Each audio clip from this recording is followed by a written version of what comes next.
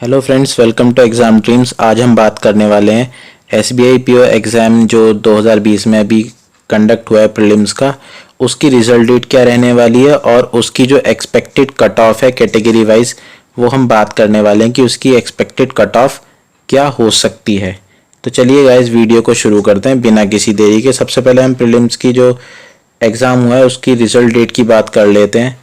तो mains exam जो है इसका वो है 29 जनवरी 2021 को, यानी 29 जनवरी 2021 को आपका मेंस एग्ज़ाम होने वाला है।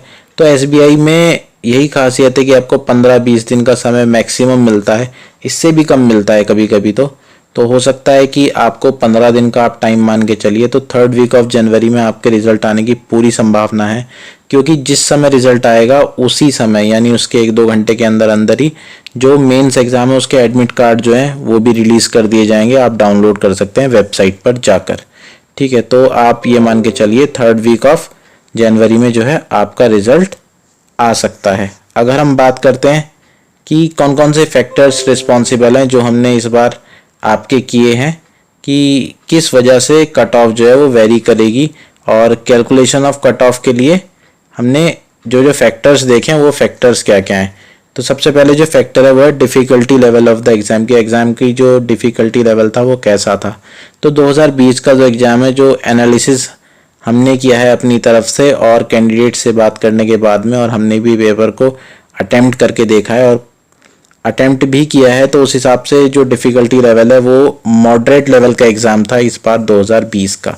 और प्रीवियस ईयर कट ऑफ भी ध्यान रखनी होती है, प्लस नंबर ऑफ वैकेंसीज। तो एसबीआई में इतना कुछ फ़र्क नहीं पड़ता, बस जनरल और ईडब्ल्यूएस की वैकेंसीज में थोड़ा सा डिफरेंस है 2018 और 2020 के बीच में, या 19 और 20 के बीच में नहीं, 2018 और 2019 और 20 के बीच में, कि वहाँ पर 2018 में जनरल की जितनी वैकेंसी थी उसमें से 200 वैकेंसीज आपकी ईडब्ल्यूएस के लिए गई हैं 2019 में भी और 2020 में भी।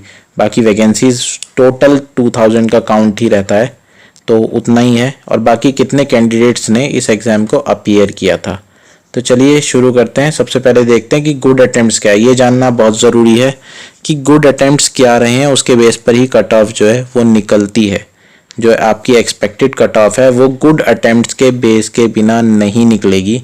तो गुड अटेम्प्ट्स और कट ऑफ में क्या डिफरेंस होता है कि जितने अच्छे आपके अटेम्प्ट रहे हैं कट ऑफ उतनी ऊपर जाएगी, या फिर आप कह सकते हैं कि कट ऑफ उससे थोड़ा नीचे रहती है गुड अटेम्प्ट से, लेकिन एवरेज रहता है कि हाँ जितने गुड अटेम्प्ट है उससे थोड़ा बहुत नीचे जो है वो कट ऑफ आपकी जाएगी। और जो गुड अटेम्प्ट्स हैं वो बच्चे की एक्यूरेसी के ऊपर भी डिपेंड करते हैं कि कितनी एक्यूरेसी से उसने पेपर अटेम्प्ट किया है। तो अगर आपकी एक्यूरेसी थोड़ा कम है 80%, 85%, तो आपके गुड अटेम्प्ट ज़्यादा होने चाहिए। अगर किसी की एक्यूरेसी 90% है या 95% है तो उसके अटेम्प्ट उस हिसाब से कम हो जाएंगे। तो यहाँ पर अगर हम एवरेज की बात करें तो इंग्लिश के जिसने 18 से 23 क्वेश्चन के बीच में अटेम्प्ट किए हैं 90% एक्यूरेसी के साथ में, तो आप कह सकते हो कि वो उसके अच्छे अटेम्प्ट रहे होंगे। रीजनिंग एबिलिटी की बात करें तो 21 से 26 के बीच में जो क्वेश्चंस अटेम्प्ट हुए हैं वो गुड अटेम्प्ट की श्रेणी में आएंगे। उसके बाद क्वांटिटेटिव एप्टीट्यूड की बात करते हैं तो उसमें 17 से 23 क्वेश्चन जिसने अटेम्प्ट किए हैं 90% एक्यूरेसी के बाद। मैं बार बार बता रहा हूँ क्योंकि एक्यूरेसी जो है वो इम्पॉर्टेंट रोल प्ले करती है। तो जिसकी एक्यूरेसी जितनी ज़्यादा होगी गुड अटेम्प्ट उसके उतने ही आप लो करके चलिए। तो टोटल अगर एवरेज की बात करें विद 90% या 85% एक्यूरेसी के साथ में, तो जिसने 56 से 65 क्वेश्चन के बीच में अटेम्प्ट किए हैं वो उसके गुड अटेम्प्ट्स आपके माने जाएंगे। तो अगर हम बात करें इसकी कट ऑफ्स के बारे में कि एक्सपेक्टेड कट ऑफ्स आपकी क्या रह सकती हैं, तो सबसे पहले प्रीवियस ईयर कट ऑफ्स को देख लेते हैं। 2018 का पेपर जो था वो मॉडरेट लेवल का एग्ज़ाम था, जैसे 2020 का एग्ज़ाम है लगभग उसी लेवल का एग्ज़ाम रहा था 2018 का भी। 2019 का थोड़ा सा इजी लेवल का एग्ज़ाम था। तो 2018 में जनरल की कट ऑफ 56.75 गई थी, ओबीसी की 54.25 गई थी, एससी की 49, एसटी की जो है वो 43, ये आपकी कट ऑफ रही थी। ईडब्ल्यूएस कैटेगरी उस समय नहीं थी।